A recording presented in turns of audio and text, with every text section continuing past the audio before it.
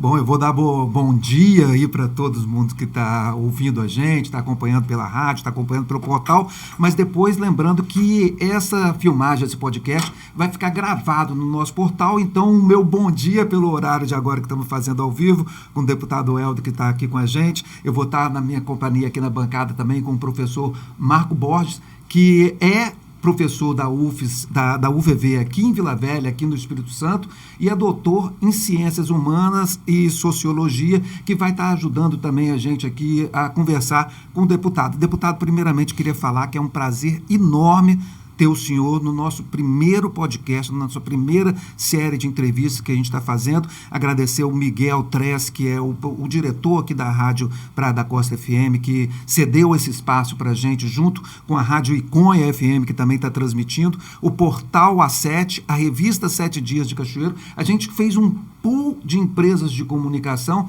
para poder receber o senhor e os outros demais deputados federais. E, assim, é um prazer enorme também agradecer a Flávia, sua assessora, que nos atendeu desde o início com muita presteza.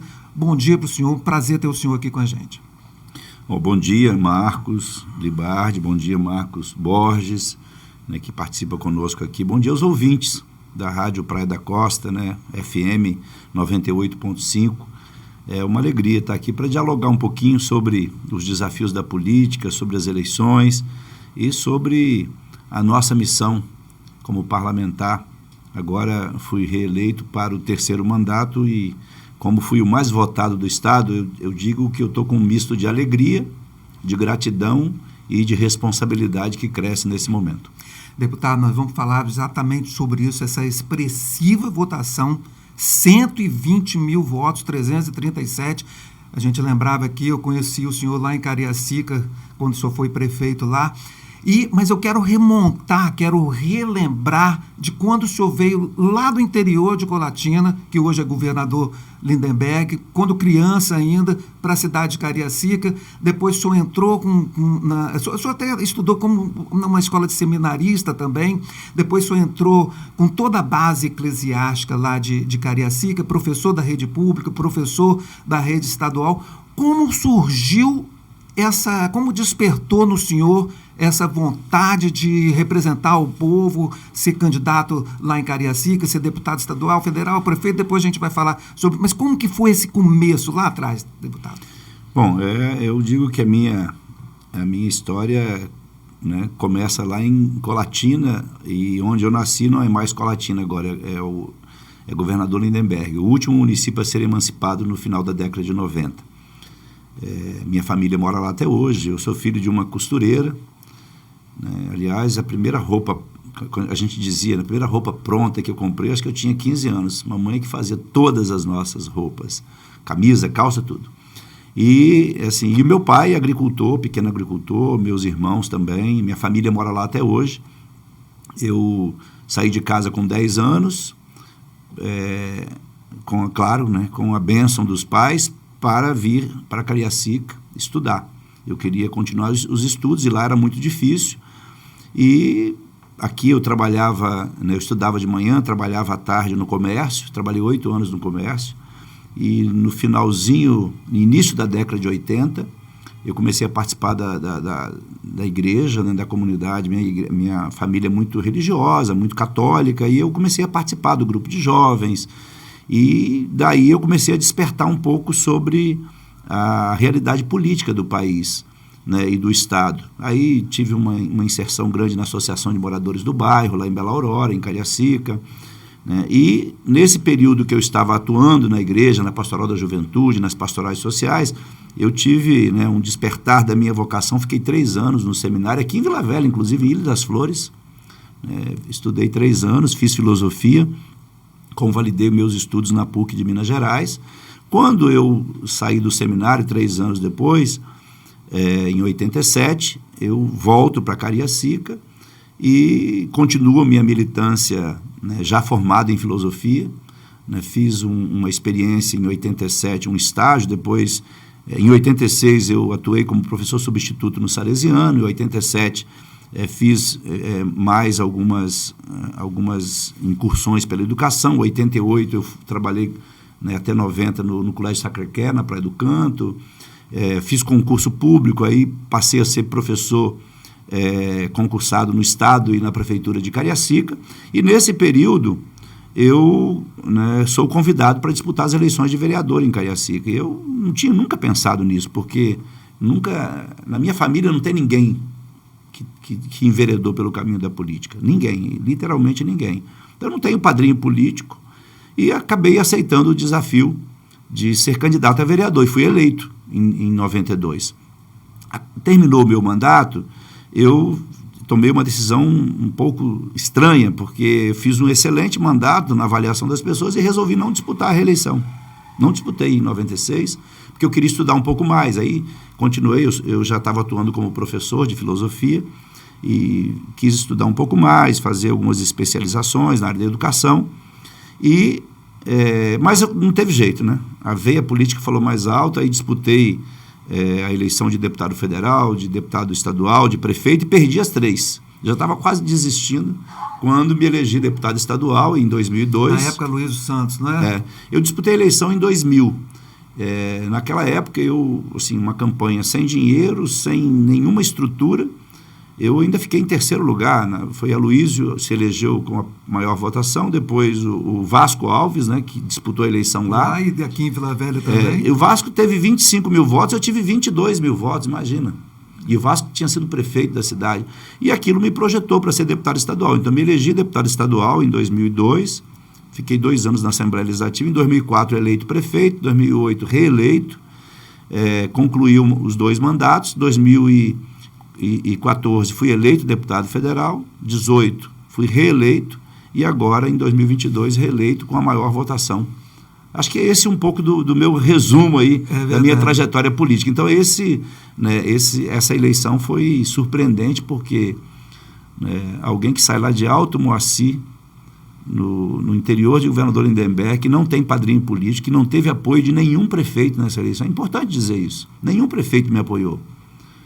Eu fiz uma campanha pé no chão, dialogando muito com a população, com os movimentos sociais, especialmente movimentos que eu acompanho. Eu sou da educação, mas eu dialogo muito com os movimentos do campo e da cidade, institutos federais, universidade, com base social de pequenos agricultores, micro e pequena empresa. Quando eu fui prefeito, eu tive um destaque grande nas políticas públicas voltada ao fomento do pequeno empreendedor. O trabalho que eu fiz é reconhecido até hoje nacionalmente. De vez em quando eu sou chamado para falar sobre a nossa experiência e eu já não sou prefeito há 10 anos, né? E outra coisa importante, depois de 10 anos que eu não sou mais prefeito, eu ainda fui o deputado mais votado de Cariacica com 36 mil votos, mais de 36 mil votos. Então isso mostra que o nosso legado está muito presente na cidade. Eu só tenho a agradecer, né, por essa trajetória, e o que eu posso fazer é recompensar com a minha atuação séria na Câmara Federal. Daqui a pouco nós temos aqui nosso convidado também, o professor Marco Borges, também vai estar participando com a gente, fazendo pergunta para o deputado Helder. Eu quero lembrar mais uma vez que nós estamos no nosso portal, no nosso Instagram, A7, estamos transmitindo ao vivo pelos portais, pela revista 7 Dias, aqui também pela Praia da Costa FM e pela Iconha FM, lá do município de Iconha, conversando brilhantemente com o nosso deputado mais votado, deputado federal mais votado nessas eleições, que eu provoquei uma história dele, de como ele começou desde criança, quando nasceu lá no interior de Colatina, veio para Cariacica, estudou em seminarista, em colégio de seminarista, e hoje é o deputado federal mais votado do Espírito Santo, com mais de 120 mil votos. Eu vou pedir licença ao deputado, ao meu convidado, que também vai entrevistar com a gente, para poder lembrar que, se você der um link, dar uma curtida aí, se inscrever no nosso site, você vai acompanhar depois também todos os nossos outros podcasts, inclusive as perguntas, as entrevistas que nós vamos fazer com os outros deputados federais. Deputado, uma coisa que eu escrevi nos nossos textos, nas nossas matérias jornalísticas do meu portal, do portal A7, que o Leverson Freitas, que é o proprietário lá de Cachoeiro, que está ouvindo a gente, não pôde estar aqui presente hoje comigo na nossa bancada, o que o deputado faz, o que o senhor fez nesses 2 mandatos e o que o senhor pretende fazer a partir de janeiro em benefício da população do Brasil, que tem vários assuntos polêmicos para votar lá na Câmara no próximo ano, mas principalmente, notadamente, para o Espírito Santo? Bom, primeiro que assim, o papel do deputado federal, também o papel do deputado estadual e do vereador que compõe o parlamento, ele é muito importante. Muitas vezes incompreendido pela população, porque como não há uma consciência política forte em todas as classes sociais, o que ocorre é que às vezes as pessoas cobram do parlamentar uma atribuição que não é dele, é do executivo, ou até do judiciário. O judiciário é menos comum, mas confundir o papel do executivo com o papel do legislativo é muito comum. E o nosso papel constitucional é legislar, ou seja, é discutir e aprovar ou não as leis e fiscalizar as ações do Poder Executivo. Essas são as duas principais ações. Além de fiscalizar, a gente também discutir os projetos de lei que são oriundos do Executivo e do próprio Parlamento, para que a gente tenha um aperfeiçoamento do arcabouço legal no país. É fundamental que a gente discuta isso. A outra questão que eu considero importante para um deputado é ele fazer a interlocução do poder legislativo com a sociedade. Eu não sei, como alguns fazem, eu não sei fazer mandato só em época de eleição. Talvez essa seja a fórmula para explicar um pouco do sucesso da minha trajetória política. Eu nunca fiz campanha, campanha com muito dinheiro. Eu sempre fiz campanha pé no chão. Eu sempre fiz campanha assim, nunca exorbitei daquilo que a legislação eleitoral limita numa campanha. Eu sei que é crime comprar voto, eu sei que é crime fazer promessa, mas tem gente que faz isso o tempo inteiro. Eu nunca fiz nenhum tipo de movimento eleitoral que não fosse estritamente dentro dos marcos da nossa legislação. E acredito que o fato de eu estar presente durante os 4 anos, eu ouvi uma expressão interessante de um morador, você não é deputado Copa do Mundo. Eu falei, por quê? Não, porque o deputado Copa do Mundo só aparece de 4 em 4 anos. Eu achei interessante isso, porque você está sempre presente. Então, o meu mandato hoje está presente nos 78 municípios. Eu tive voto nos 78 municípios. Então, isso me dá uma responsabilidade maior. Agora, o que nós podemos fazer lá em Brasília, além de... Eu já apresentei mais de, se eu não me engano, ontem eu apresentei um novo projeto de lei. Eu creio que eu já tenho aí apresentado em torno de 120 projetos de lei, por iniciativa do meu mandato, fora os projetos e iniciativas que eu assino conjuntamente. Esses eu nem contabilizo como iniciativa nossa, mas do mandato são mais de 120 projetos. Dá licença, só para eu interromper um pouquinho. Esses 120 projetos, o senhor tem lá uma ideia, o assessor do senhor, a população e tal. A gente recebe muita sugestão da população. Muita sugestão. O senhor formula, apresenta o projeto, e aí esse projeto vai para uma comissão, e como explica para a gente como eu vou explicar, funciona. Porque eu já fui vereador e já fui deputado estadual. Numa Câmara Municipal ou numa Assembleia Legislativa, todos os projetos passam pelo plenário. Isso é uma situação interessante da gente entender. Na Câmara Federal, não.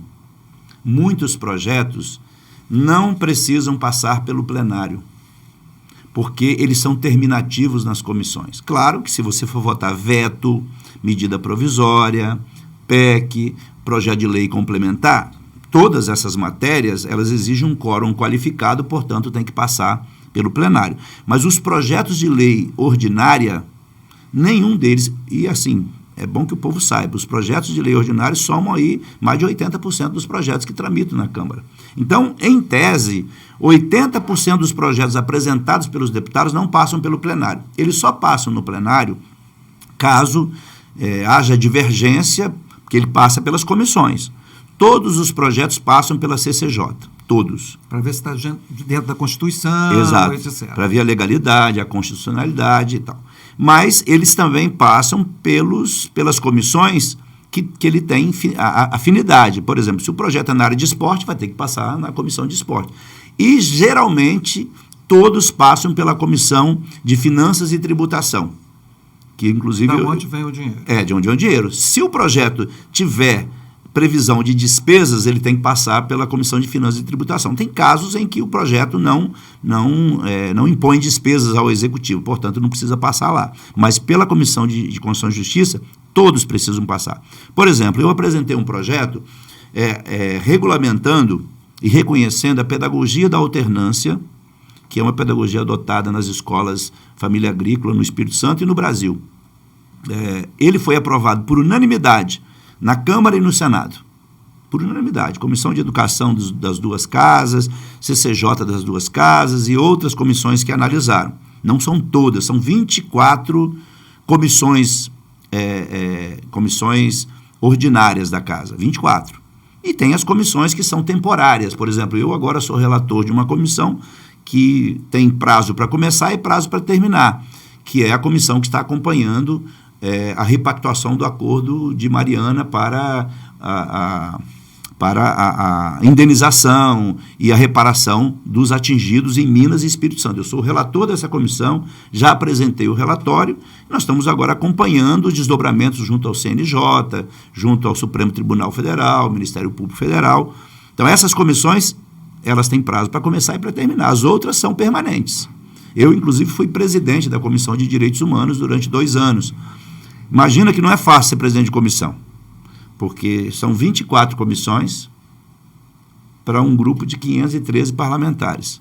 E eu consegui ser presidente por 2 anos. Então, isso mostra que a nossa atuação ela tem também um destaque nacional. E uma outra coisa assim, interessante é que quando um grupo de parlamentares de pelo menos 10%, aí tem que ter 52 parlamentares. Se 52 parlamentares divergirem de qualquer, um mínimo, né, de qualquer projeto aprovado nas comissões, esse grupo de parlamentares pode fazer um requerimento, assinar, e aí o projeto obrigatoriamente passa pelo plenário. Então, 10% no mínimo da Câmara tem que ter, né, essa iniciativa. Agora, tem uma outra coisa que aí é curiosidade, né? A gente olha assim quando tem aquelas sessões polêmicas na Câmara. Não estou falando de sessão do Congresso, porque aí junta deputado e senador, mas as sessões da Câmara, que às vezes estão assim, cheias de gente, um monte de gente em pé, por que os deputados ficam de pé? Porque não tem lugar para todo mundo. Ah, não tem 500 e poucas cadeiras? Não tem. A gente vê lá, ia até comentar daqui a pouco, o PL aumentou o número de deputados, o PT também aumentou o número de deputados, a gente vê aquela composição, mas na verdade não tem as 500 e poucas cadeiras. Não tem, e ninguém tem lugar, só tem garantido lá o espaço das lideranças, que na legislatura atual tem 28 partidos. Então, esses 28 lugares são marcados. Os outros não. Eu sento, levantei, qualquer outro parlamentar pode ficar no mesmo lugar. Por quê? Foi a roça e perdeu a carroça. Porque o parlamento brasileiro tinha um número de deputados menor, de 300, eu não me recordo o número exato, mas 380, eu acho, aproximadamente, e hoje tem 513. E não dá para aumentar. Então, se todo mundo está presente, se você tiver 400 parlamentares presentes na sessão, você não consegue que todo mundo fique sentado. Interessante. E o rito, né, que o deputado está explicando para a gente, como que funciona, como que está lá. Eu vou pedir o Luiz, o seu Miguel, para me avisar quando for 11h30, depois 15 para meio-dia, porque, na verdade, eu esqueci de trazer o relógio para cá e estou sem o tempo aqui. E o nosso convidado, professor, doutor em Ciências Humanas, em Sociologia, doutor Marco Borges, está aqui, meu xará, está aqui com a gente, que veio também para prestigiar a entrevista com o deputado Helder, deputado mais votado do Espírito Santo, deputado federal mais votado do Espírito Santo, com mais de 120 mil votos. A gente está nessa conversa aqui, entendendo como que funciona a Câmara Federal, o Congresso Nacional em questão, já que o deputado vai para o 3º mandato. Marco, prazer ter você aqui com a gente. Prazer, Marcos, prazer. Bom dia para todos os ouvintes daqui da Praia da Costa, de Conha. Bom dia, deputado, pessoal da equipe, né? Um prazer estar aqui, obrigado pelo convite. O senhor estava falando aqui, né? Parabéns pela votação. Obrigado. Também, né? Mas o senhor estava falando aqui das funções constitucionais, né? E aí, o senhor já foi do Executivo, né? Prefeito, 8 anos, secretário estadual. Sim. E ocupou, né, os 3 níveis, né, da função legislativa, vereador, deputado estadual, deputado federal. Está faltando só o senador agora, né?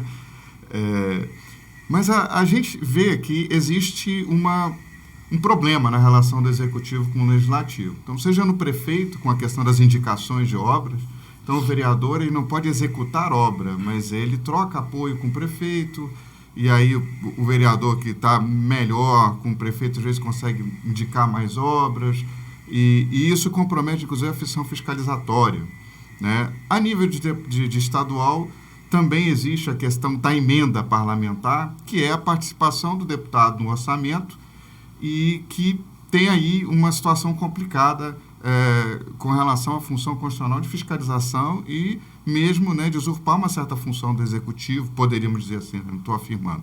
E a nível federal, agora novamente vem o problema da emenda com a questão da emenda do orçamento secreto. E quando a gente olha os problemas de corrupção no Brasil, já há muito tempo a relação do legislativo com o executivo acaba sendo eventualmente fonte de problemas. A gente teve os anões do orçamento há muitos anos atrás, a gente teve o escândalo de compra de votos para a reeleição do Fernando Henrique Cardoso, depois a gente teve o problema, né, do próprio PT com a questão do mensalão, e agora nós temos o problema do orçamento secreto, né, que está muito em discussão. Então, sempre, em todos esses casos, é a relação do parlamento com o executivo e esse dispositivo, emenda parlamentar, né, que acaba sendo um dispositivo por meio do qual o legislador, que tem a função, né, de legislar e fiscalizar, acaba exercendo, usurpando, de certa forma, e eu estou perguntando, não estou afirmando, mas, né, se não seria uma usurpação, né, do executivo. Né? E aí, isso, inclusive, na campanha, vira moeda de troca. Né? Você, olha, eu vou construir, o deputado fala, o candidato a senador, eu vou construir uma ponte aqui na comunidade. Né? Como? Eu vou fazer uma emenda parlamentar. E aí, além disso, tem uma outra problemática, porque, de fato, os estados precisam de verbas, de obras, e o deputado, o senador, pode ir lá em Brasília, né, correr atrás de recursos para essas obras. Como é que é, na sua visão, esse problema, essa questão da emenda parlamentar, né? Não, primeiro, Marcos, eu quero dizer que eu concordo com a sua reflexão, tá? Concordo plenamente. A gente precisa lembrar que esse instituto da emenda parlamentar, nacionalmente, foi inaugurado com Fernando Henrique Cardoso. E aqui no Espírito Santo foi inaugurado com Paulo Artung. Até então, nós não tínhamos a emenda parlamentar no formato que a gente tem hoje, embora houve, né, uma mudança brusca agora com essa questão do orçamento secreto. De fato, quando o parlamentar ele se preocupa mais com as emendas parlamentares e menos com a sua função constitucional, ele acaba, né, usurpando. Vejam que hoje nós estamos vivendo uma situação tão esdrúxula que quem executa o orçamento da União é o Lira e o Pacheco, e não o presidente da República. Para poder garantir que não tivesse problema no parlamento, o atual presidente ele terceirizou a execução do orçamento. E nós não estamos falando de um valor pequeno, nós estamos falando de 40 bilhões. 40 bilhões que foram destinados para o orçamento secreto. O ideal, na minha leitura, é que não tivesse a emenda parlamentar individual. Eu até sou favorável à emenda parlamentar de bancada. Por quê? Aí você faz uma discussão nas bancadas para pensar projetos estratégicos. Vou dar um exemplo. Eu até não concluí a pergunta do outro Marco, do Libar. Eu estou falando da pergunta do Borges. Por exemplo, o dinheiro que está vindo para o contorno do mestre Álvaro é 100% emenda de bancada. Os 13 parlamentares capixabas. Com todas as nossas diferenças nacionais e políticas, mas todo o dinheiro vem da emenda de bancada, e não é pouca coisa. A 447, lá ligando Cariacica, Vila Velha, Leste-Oeste, 147 milhões, recurso de emenda de bancada. 51 milhões que nós colocamos durante a pandemia para ajudar o governo Renato Casagrande, foi emenda de bancada. E um último, 74 milhões que está construindo o Hospital Geral de Cariacica, né, claro que tem mais recursos aí, não é só foi uma emenda que eu articulei, mas não é emenda minha, é emenda da bancada. Então, assim, se a gente tivesse a emenda de bancada e não tivesse essas emendas individuais, nós poderíamos ter um papel mais relevante do Poder Executivo, que às vezes fica trocando figurinhas, quando na verdade deveria pensar, o parlamentar não devia pensar em ajudar no varejo. Ele devia pensar o seguinte, obra do Mestre Álvaro, é importante, vamos destinar recursos. 447, Hospital Geral de Cariacica, Segurança Pública, Agricultura, a gente ajuda muito a agricultura, saúde, institutos federais, Universidade Federal, a gente tem feito isso. Só que aí, além dessas emendas de bancada, tem o problema das emendas individuais, e agora agravou. Por que agravou, Libate? Agravou porque o orçamento secreto, que não existia, passou a existir nesse governo, enquanto cada um de nós tem, constitucionalmente, tem 17, 18 milhões por ano para apresentar de emenda individual, tem deputado e senador apresentando meio bilhão, 100 milhões, 200 milhões. E aí, foi por isso, inclusive, que o resultado eleitoral foi favorável aos membros, aos partidos ligados ao governo. Tem muita gente que se elegeu com os recursos do orçamento secreto. Ou seja, é um absurdo você ter um orçamento público financiando, na prática, a campanha eleitoral. Eu ia perguntar justamente isso. Existe um valor para cada deputado e um valor para a bancada? Porque, por exemplo, a bancada do Espírito Santo é menor do que a bancada de São Paulo e assim por diante. Existe um valor igual para todos os deputados e senadores do Brasil. Para o ano de esse ano agora de 2022, foi de 17 milhões aproximadamente. Todo mundo tem o mesmo valor. E esse valor ele é transparente. Embora eu acho que a gente deveria transformar isso tudo em emendas de bancada, para obras estruturantes e não para o varejo do dia a dia. Que a gente estava falando aí de 200 milhões e pouco para aqui para o Espírito Santo. Exato. E tem as emendas de bancada, que são valores também pré-estabelecidos no orçamento, e cada bancada define o que fazer com isso. Vocês se reúnem? A gente se reúne. E ou você faz por consenso ou por votação. Nós somos em 13, né? Nós somos em 13, 3 senadores e 10 deputados, e geralmente a gente consegue consenso para a destinação dessas emendas. Mas, voltando à pergunta do Marcos Borges, do professor Marcos Borges, de fato, esse instituto da emenda parlamentar e agora do orçamento secreto compromete a atuação do parlamento, a independência do parlamento. A independência do parlamento. Isso é muito ruim. Por isso que o melhor seria que nós, eu acho difícil isso hoje, né? Mas eu defendo. Se tiver um projeto de lei nessa direção, eu defendo para que a gente acabe com a emenda individual. Por quê? Porque o recurso vai chegar do mesmo jeito para os estados e municípios e entidades, só que não via troca de favores com o parlamentar. Eu não faço isso. Eu ajudo muitas entidades e municípios onde eu não tenho absolutamente apoio. Né? Volto a dizer, por exemplo, eu não tive nenhum prefeito que me apoiou. Alguns me ajudaram com alguma coisa e tal. Né? Eu fiz uma campanha conversando direto com a população. Então, por isso que eu digo que é meio surpreendente eu ter sido mais votado. Né? Também acho que não é por acaso eu ter sido mais votado, embora seja uma façanha, mas eu avalio que a minha posição firme, né? Eu hoje, é bom dizer, você falou que eu já fui vereador, já fui deputado, não foi o Marco que falou, né? Secretário de Estado. Eu já fui vereador de oposição, fui deputado estadual da base aliada do governo estadual, na época que era Paulo Arthur, fui prefeito, e aí mudei de lado, né? Saí do legislativo para o executivo, tive que me relacionar com a Câmara Municipal. Depois eu fui deputado federal da base do governo, lá em 2016, em 2015, quando Dilma era presidente. Depois fui deputado federal de oposição. Então vejo que eu já fui vereador de oposição, deputado estadual da base aliada, deputado federal da base aliada e deputado federal da oposição. Isso enriqueceu muito a minha atuação. Agora, eu nunca trabalhei, como alguns fazem, para o quanto pior, melhor. Eu não sou oposição à pessoa. Eu nunca fiz oposição a ninguém individualmente. Eu fui prefeito de Cariacica, tem 10 anos que eu saí. Eu nunca fiz oposição ao ex-prefeito e nem ao atual. Isso não é papel meu. Agora, eu faço oposição a ideias, né, a projetos, isso sim. Agora, eu não posso penalizar o povo porque o prefeito não é do meu partido, o presidente não é do meu partido. Agora, o que eu acho é que o Brasil está de ladeira abaixo. Essa é a minha leitura, por várias razões. Mas, enfim, respeito quem pensa diferente. E acho que a gente não precisa brigar e nem praticar violência diante das disputas políticas. O que a gente precisa é aprender a respeitar as opiniões divergentes e aprender com elas. Eu costumo dizer que Deus é tão bom, mas tão bom, que nos criou diferentes. Se nos criasse iguais, seria tristeza.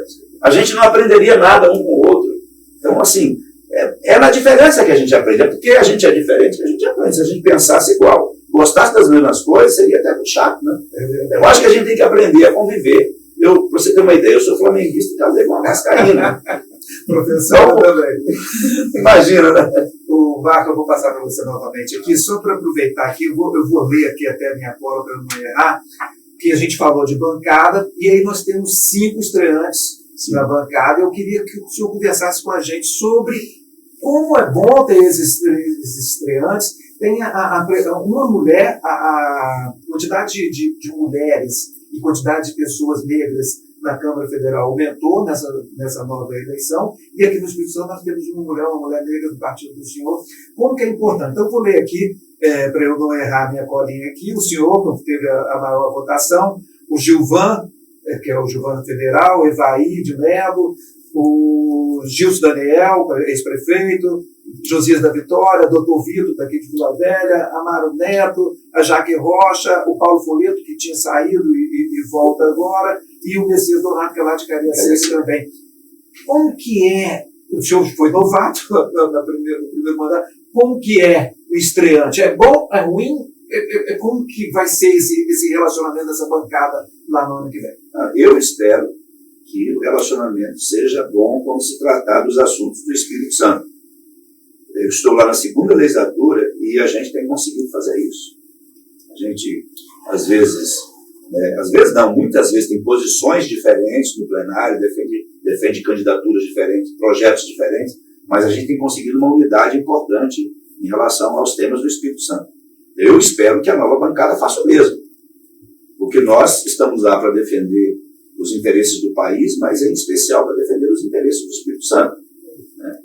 Então, eu me esforço sempre nesse sentido e trabalho nesta linha de atuação política, sem abrir mão dos meus princípios, das minhas convicções.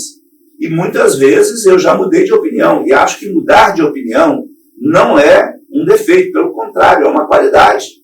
Eu tive um professor de filosofia que morou, inclusive, aqui na Praia da Costa, o professor Karel Frans van den Berg, professor de filosofia, um holandês. Ele dizia assim que tem gente que bate no peito e acha bonito pensar a mesma coisa toda a vida. Ele falou, tudo bem, tem coisas que você pensar a mesma coisa sempre é bom, mas tem muita coisa que é bom você mudar. Porque pensar a mesma coisa toda a vida em algumas situações é sinal de que você parou no tempo.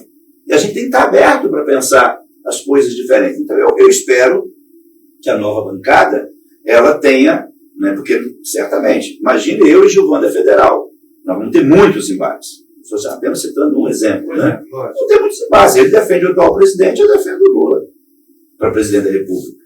Ele defende o Manato, eu defendo o Casagrande.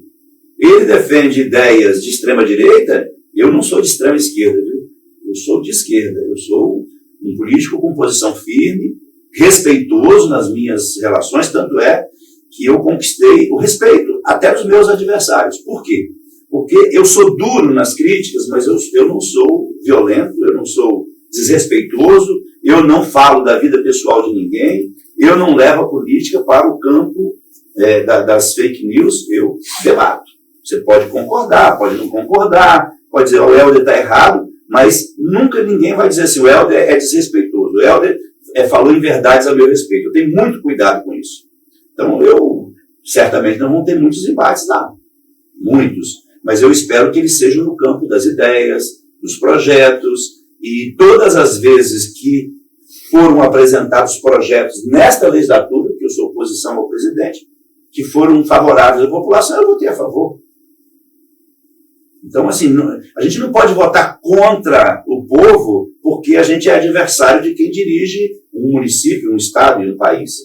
Né? A minha avaliação é que há equívocos na condução da política econômica, que favoreceu a volta da fome, né? O problema do desemprego, da carestia, né? A omissão em relação à oferta de vacinas, as ameaças constantes da democracia.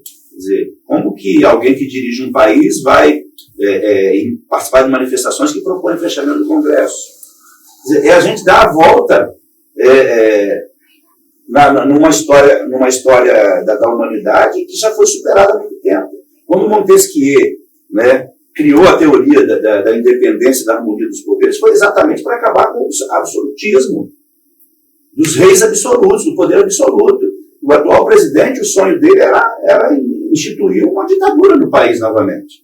Então, assim, eu acho que quem governa tem que juntar, não separar.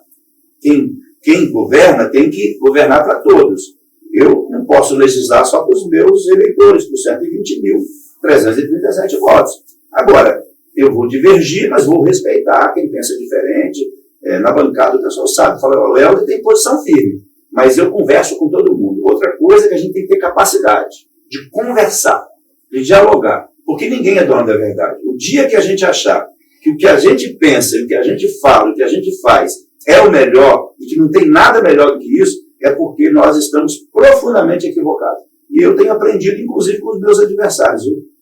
Eu acho que o pior dos mundos é o cara se balizar só nos bajuladores. Aí ele vai para o buraco e não percebe.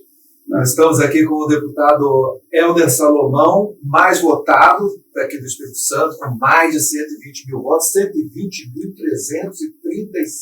A minha mãe repetiu para mim isso hoje no telefone. Eu falei, mãe, isso ela está bem. O deputado acabou de falar aqui, né, aquela história de eu sou sempre assim, eu nasci assim, você sempre assim. E minha esposa, eu lembro aqui, que me falava, só os inteligentes mudam de opinião. Né? E, então eu quero agradecer novamente a presença do deputado, a Flávia, que me atendeu desde o início. Nós estamos fazendo o início de uma entrevista com todos os deputados federais, todos foram convidados para vir aqui. O deputado Helder, gentilmente, é o primeiro a nos atender e é o mais votado. Nós estamos aí com o portal A7, com a revista 7 Dias, com a Rádio Icon FM, com a Rádio Praia da Costa FM, e estamos recebendo aqui, agradecer o Leverson, que é o diretor desse pool todo, aí, que coordena tudo lá de Cachoeiro, agradecer o Luiz, o Rick, o Wander, que estão aqui com a gente, na nossa equipe, o Miguel, que é o presidente, há muita gente para agradecer os 120 mil votos lá que o Helder teve, os 3.900.000 moradores, 4 milhões daqui do Espírito Santo todo. Nós estamos aqui hoje conversando com o Helder, e vamos continuar nessa tocada. Comigo, o professor Marco Borges, meu xará é Marco Borges, professor doutor em Ciências Humanas e Sociologia, professor da UVV aqui em Vila Velha. Professor. Obrigado. Deputado, uma pergunta que eu tenho, acho que uma provocação, né, e que eu acho que o senhor é uma pessoa muito indicada para responder, porque o senhor nunca mudou de partido. Né? O senhor nunca mudou de partido a vida inteira no mesmo partido. Mas o que a gente vê, inclusive, a partir dentro do seu próprio partido. Né? Então, o Lula se elege a primeira vez ser vice-presidente do PL. Né? Do PL, Valdemar Costa Neto, que hoje é o líder da campanha do Bolsonaro. Né? Depois a Dilma se elege com o vice sendo Michel Temer, que depois vai ser uma figura que vai ser muito polêmica no contexto do impeachment da Dilma, inclusive sendo acusado de impeachment, né, de golpe, né, por conta, né, de uma série de questões muito sombrias em torno de todo o processo de impeachment da presidenta Dilma. E aí, me parece que agora vamos colocar um vice de um partido que seja do nosso campo. Né? Então está lá o Alckmin, embora venha do PSDB, mas hoje está no PSB. E muitos aliados se ressentiram ao tempo, por conta do próprio Ciro Gomes, né? Uma mágoa acumulada. Tivemos o Eduardo, lá de Pernambuco, né? O Eduardo Campos, né? Também se ressentia. A Marina se ressentia. E a gente vê, inclusive hoje, alguns ressentimentos na própria campanha do Casagrande. E aí a questão né? Houve uma ação também do presidente Lula quando era presidente, no sentido de fragmentar partidos da direita e, com isso, ampliar sua base de apoio parlamentar. A aliança que, né, você falou, governar, conversar com todo mundo, né? Mas a aliança que elegeu a presidenta Dilma era gigantesca. E chegou ao ponto que essa aliança se fragmentou de uma maneira muito fácil. Era uma aliança grande, frágil, e não houve sustentação política para manter a presidenta no seu cargo. E agora, novamente, o que a gente vê uma aliança pela democracia, e esse é o argumento que está colocado, diante de situações que estão argumentadas, mas uma aliança muito ampla, né? Como seria lidar com isso, e aí da parte do senhor no parlamento, com essa aliança ampla demais? O atual presidente já foi da base do governo Lula, do presidente Dilma, né? Ele era do PP, e o PP era a base do presidente Lula, a base do presidente Dilma. Como é que lidar com essa base tão heterogênea? Como se administra isso? Isso, será que querer uma base grande demais não atrapalha? O senhor esteve no executivo e agora está no legislativo? Olha, a nossa realidade partidária no Brasil é muito desafiadora. Por isso que nós precisamos, e o Lula tem falado isso, inclusive, ele, quando governador, não conseguiu fazer, Fernando Henrique não conseguiu, aliás, nenhum presidente conseguiu fazer. A cada eleição, a gente tem uma lei eleitoral diferente, a gente precisa de uma reforma política no Brasil. Né? Que a gente ter uma lei com perenidade, por exemplo, essa mudança que tirou, nós poderíamos ter o terceiro deputado estadual aqui no estado. Não tivemos porque o terceiro colocado não atingiu os 20%. Isso foi colocado agora aqui, na última mudança que nós fizemos no ano passado. O PL podia ter mais um deputado federal do estado, não tem, porque também o segundo colocado não atingiu os 20%. A cada eleição você tem uma mudança, e isso fragiliza muito o processo político. Então a reforma política ela é importante. Primeiro, para colocar, inclusive, algumas cláusulas de barreira para reduzir o número de partidos. Aí não é admissível você ter mais de 30 partidos. Claro que você não pode ter, né, o bipartidarismo. MDB e Arena da época da ditadura. Mas não justifica, porque, infelizmente, alguns partidos viraram sigla de aluguel. E essa frente que está se formando hoje aí, essa frente ampla, ela é necessária, né, porque nós estamos diante de um período de muitas ameaças. Então, internamente, quando o nome do Alckmin surgiu para ser o vice, claro que houve resistências, mas hoje está nítido que ou se forma uma frente ampla ou não tem sucesso eleitoral. Como equacionar isso depois? Como equacionar após as eleições? Como garantir a governabilidade? Então, primeiro, que se o Lula consegue a eleição, ele tem uma habilidade muito grande para tratar com o parlamento. E outra coisa que ele já anunciou, que eu acho necessário ser feito, primeiro é acabar com o orçamento secreto. Porque isso é um escárnio. As pessoas não se dão conta disso. Isso é pior do que corrupção, gente. Sabe por quê? É tirar dinheiro da farmácia popular, é tirar dinheiro da fralda geriátrica, é tirar dinheiro do Instituto Federal. Eu entrei com um projeto de decreto legislativo ontem para assustar os efeitos do decreto do presidente da República. Ele tirou dinheiro. O Instituto Federal aqui de Vila Velha e de todo o Brasil vão ficar sem dinheiro para pagar salário. Sabe para que o presidente da República fez isso? Para poder bancar as emendas do orçamento secreto. Isso não está certo. Isso não está certo. De várias áreas. Ó. Dinheiro para combate ao câncer. 99% dos recursos de combate ao câncer de mama foram surrupiados para dar para deputado e senador fazer campanha. Se isso não é corrupção, se isso não é um escárnio, um escândalo, então o que o Lula disse e o que eu vejo lá? Hoje você tem o Centrão. O Centrão, gente, o Centrão é uma banca de negócios. Uma banca de negócios. Os caras estão lá. E vou dizer mais, eu ouço lá dentro. Infelizmente eu ouço isso. Cara, se o Lula ganhar, eu estaria junto com o Lula. É ruim isso. Não estar junto com o Lula. É ruim o parlamentar não ter posição. E não é ter posição para atrapalhar quem está governando, não. É para fazer, executar, exercer sua função funcional. Apoiar quando tiver que apoiar e ser contra. Eu contei, na época do impeachment da Dilma, eu estava lá, eu votei contra. Aí disseram que eu não seria eleito nem a vereador mais de Cariacica, eu fui o deputado federal mais votado do Espírito Santo. Então, o tempo é o melhor juiz. Quando eu era vereador de Cariacica, eu era vereador de oposição. Eu escrevi um artigo, saiu no Globo na época. Eu e mais 2 vereadores do PT e um vereador do PDT. Nós éramos de oposição. E o restante todo era base aliada do prefeito Aloysio Santos, falecido Aloysio Santos. E aí é bom contar isso para ver como é que são as coisas. O grupo do prefeito da base, uma parte do grupo dele, rompeu com ele. E chegou para nós, olha, agora nós precisamos de 3 votos. Vocês têm 4, a a gente caça o prefeito. Eu falei, mas caçar o prefeito por quê? Não, vocês são oposição. Eu falei, tá bom, nós somos oposição. Mas quais as razões para caçar o prefeito? Não, porque ele está sacaneando, que não quer dar cargo para nós, não quer fazer isso. Eu falei, isso é motivo para caçar alguém. E vocês sabem que na história de Cariacica, Vasco foi afastado 3 vezes, teve intervenção, teve cassação, teve morte, teve assassinato, inclusive, de um cara que teria sido prefeito, Andário Filho, foi assassinado por questões políticas. E aí, nós que tínhamos os votos para afastar o prefeito, que a gente era a oposição, sabe o que a gente fez? Nós dissemos assim, olha, nós vamos lá conversar com o prefeito agora. Fomos lá e dissemos, prefeito, ou você cuida da sua base ou você vai ser cassado, porque os nossos votos poderiam te caçar. E nós não vamos fazer isso porque eles não apresentaram nenhuma razão para caçar. Vejam a nossa responsabilidade. É assim que tem que agir um parlamentar.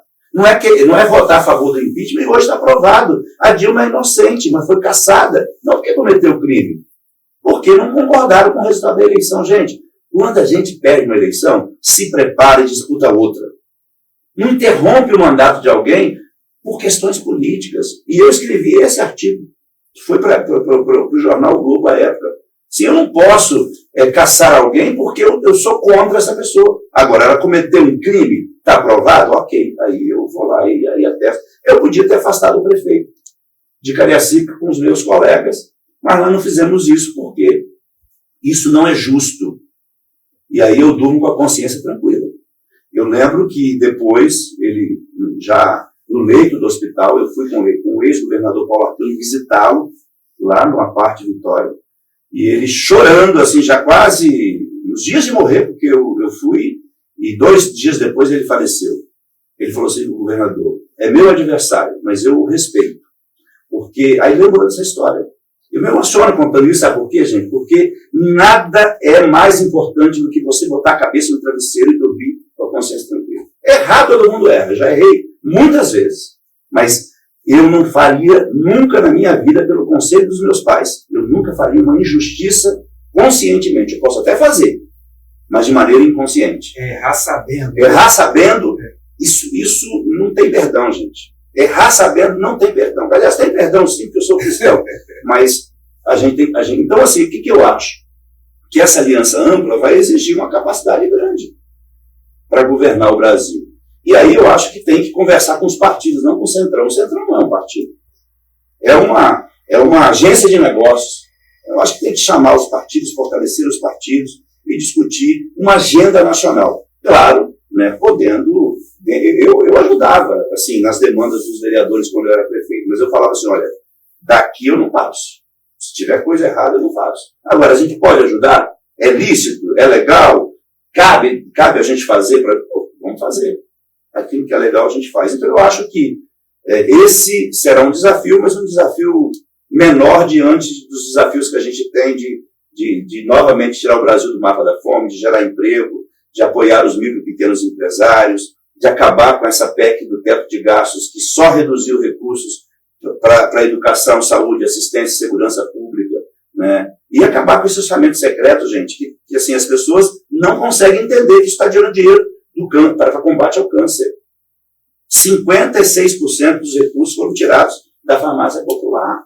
E o cara não tem dinheiro para comprar comida, imagina para comprar remédio. Então, assim, se eu não tenho compaixão disso, e se eu acho que isso é normal, isso é pior do que corrupção. E olha que corrupção é um trem que tem que ser, sabe, por todos nós enfrentado. Mas é corrupção, e isso ainda brava. Isso ainda vai dar problema. Quando acabar o mandato do presidente, vocês vão ver o que vai acontecer nesse país. Hoje, a justiça está com medo, por causa de todas as construções que estão aí.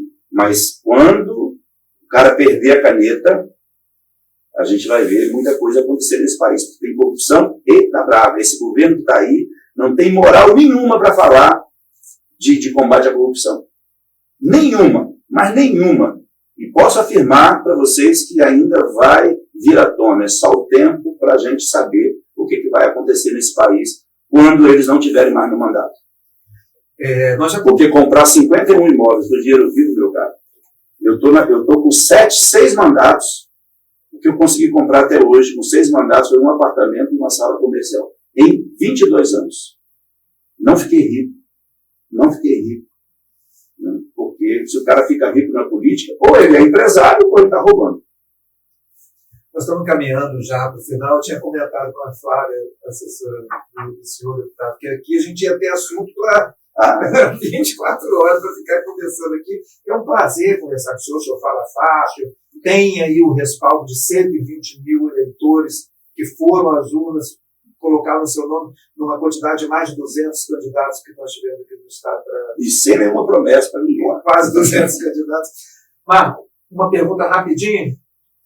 Eu acho que Uma resposta rapidinha, por favor, deputado. Não é nenhuma pergunta, mas ainda nessa questão das alianças, a gente está vendo aqui no Estado, aqui na campanha do Estado, uma certa reclamação, né, porque tem uma associação muitas vezes do Casagrande com o Bolsonaro.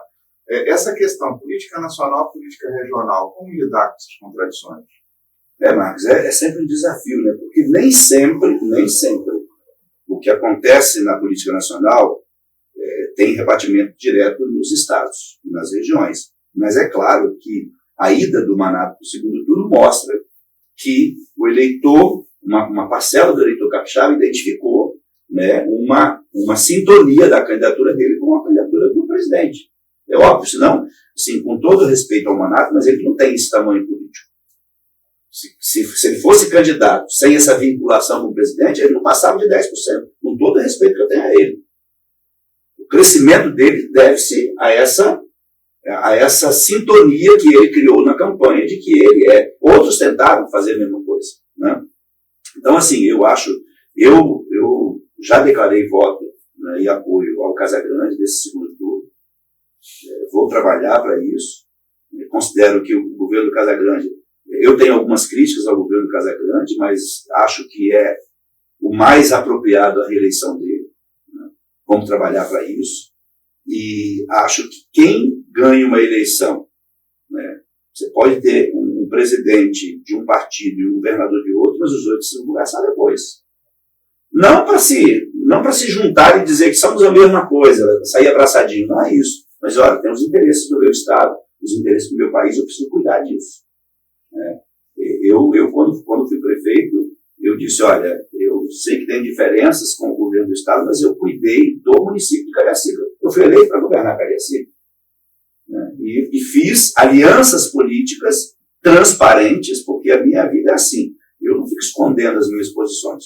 Como eu falei, as pessoas podem concordar ou não concordar, mas eu digo o que eu penso, faço o que eu falo, e às vezes eu vou mudando de opinião quando vou ouvindo as pessoas e não me considero nem de longe aquele que tem as melhores ideias. Às vezes sim, às vezes não. Por exemplo, eu quando cheguei lá, eu sou professor, estou afastado, mas sou professor. Aliás, aqui em Vila Velha eu dei aula 17 anos aqui no Rodolfo Freire Schneider, aqui do lado, aqui na Prainha. 17 anos eu dei aula aí como professor. E eu cheguei na Câmara e apresentei um projeto de lei para acabar com o Instituto de Aposentadoria dos congressistas. E eu não vou me aposentar como deputado, eu quero deixar claro isso aqui. Eu abri mão dessa prerrogativa, porque eu acho um abuso. Eu vou me aposentar como professor. Quem quiser e quem duvidar, depois é só acompanhar a minha vida daqui para frente.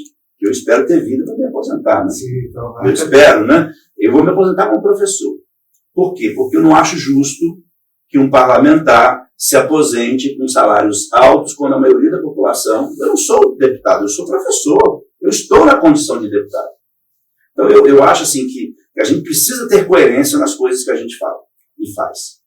Né? E por isso, assim, infelizmente, perguntam como está o projeto que eu apresentei para acabar com o Instituto de Previdência dos Congressistas. Está arquivado até hoje.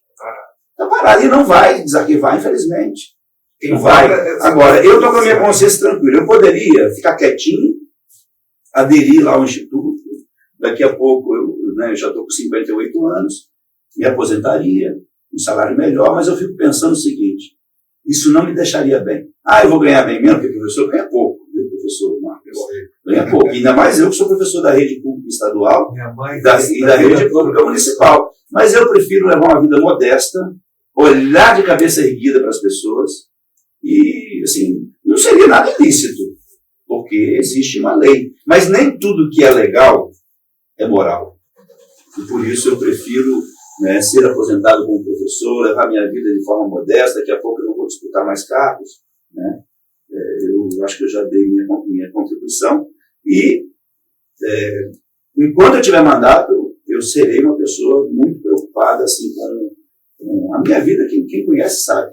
Eu prezo a minha vida pela ética, pela honestidade, pela transparência, pelo compromisso. E vou continuar nessa toada. E graças a Deus que o povo entendeu. Né? Entendeu a nossa trajetória. Tanto é que assim, eu achava que eu podia passar de 100 mil votos em Barra. Porque eu via a campanha crescendo. Mas daí ser o mais votado para mim foi surpresa. Foi muito interessante essa conquista aí, né, de votos. Teve deputado que na outra eleição teve muito mais de 120 mil votos e dessa vez teve muito menos. O Amaro teve 181 na eleição passada e caiu para 52. Foi um susto interessante essa tomada. Infelizmente, a gente vai começar daqui a 2 minutos o programa eleitoral gratuito e eu queria nesse tempinho aí agradecer o Marco. O Marco é um doutor de ciências humanas, sociologia, que se dispôs a vir aqui com a gente para estar aqui na nossa bancada. Quero agradecer. Perguntas muito pertinentes. Mas a gente queria muito mais outras perguntas. Esse assunto da Previdência é interessantíssimo. Ele falou isso, falou que daqui a pouco não vai se candidatar mais, ele falou ainda que na legislatura falta senador, né?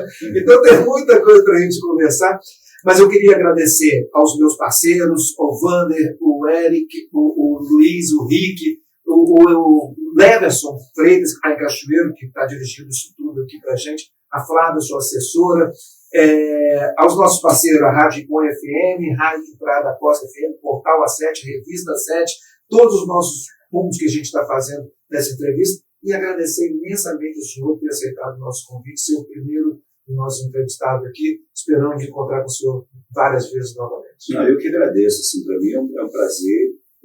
Volto a dizer, eu sou uma pessoa que consigo ouvir o que as pessoas falam, né, e não entra aqui ou sai do outro lado sem nenhuma reflexão. Acho que a gente precisa ter humildade. Quando eu decidi ser candidato a vereador, antes eu fui consultar os meus pais, que moram até hoje lá no interior. O pai ainda pega no cabo da enxada, e os meus irmãos também. Então isso é importante dizer também, né? Meus irmãos mais novos que eu trabalho na pequena lavoura de café lá. Uma hora dessa eles estão na roça trabalhando. Mas isso com dignidade. Né? Eu não estou na política para ganhar dinheiro, estou para realizar sonhos, como é hoje a construção do Hospital de Cariacica. Aí meus pais me disseram o seguinte: tudo bem, você que decide se você vai ser candidato ou não. Mas eles me deram 3 conselhos. Nunca perca a fé, nunca perca a humildade e nunca se envolva com coisa errada. Nunca faça nada de forma desonesta. Eu guardo esses princípios: fé, humildade e retidão. E procuro não decepcionar os meus pais, que para mim são aqueles que mais me incentivaram e mais são importantes na minha vida, como tantas outras pessoas. E trago isso para a política. Espero que eu encerre, né, combata o bom combate, como diz o apóstolo Paulo, né, e no final eu guarde a minha fé e tenha consciência tranquila de ter feito o melhor que eu pude para a nossa população, sabendo que errei muitas vezes. Obrigado, deputado Helder Salomão, deputado federal mais eleito do Estado do Espírito Santo. Obrigado, Miguel, aqui da Rádio FM Praia da Costa. Vamos lá, Wander. Muito obrigado.